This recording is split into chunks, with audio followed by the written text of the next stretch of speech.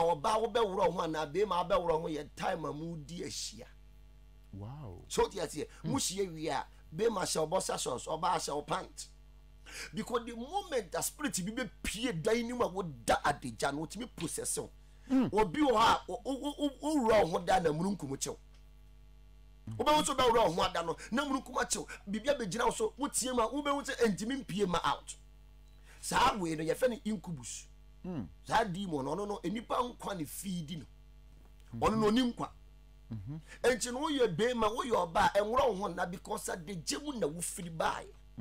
Spirit be pie ho no obetima process easy because bibia nkata ho. Bibia no ya den Ekata. Yes, uto na ntwinam no wankata so a enwanse na tudi wachi. Ti wo da ya kata wo ho no akata wo to. Ti na enam kita na ye nkata so a e atrate anwanse na. Enti wo bo adeja anam no e atrate demons. Eba wakwen. Efun kura efun ni ye kosie na ye koto na kwen ye hye na taale. I know cry. E ka na didn't ye fa nto adaka mu sa but ye hye na taale. Te no kwa so koda wo bodeja. All right, papa, ye bisa on say ewumu a ye nkola na ye dwade ye nkola e wa bonten. Yes.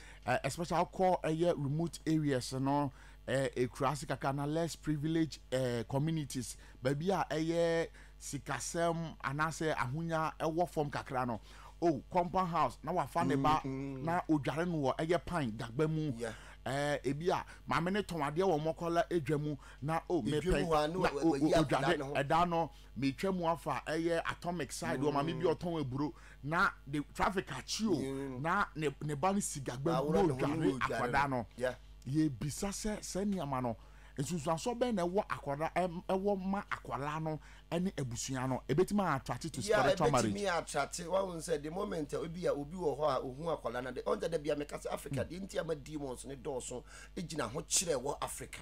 Wow. So yes here and na ma demon oboni bie ne ode ne baba ko jira monten adware no. Intia mom nyina abrofo ne ko mo ni mo sene. Wow. But Ghana ni wo wadwam no awro ne baba yo ho no adware ne wadwam ho woni spirit e wadwam ho. Unim dimu a wotwam wadwam ho. Edwane many obi ya ne betade a wo ye nipa hu. Ebi ya bosom, ebi ye moti, ebi ye nsuo tumi. Ebi ye nunsin ne mframa. Ti the moment a wa woro wo ba ne ho no. Tumi biti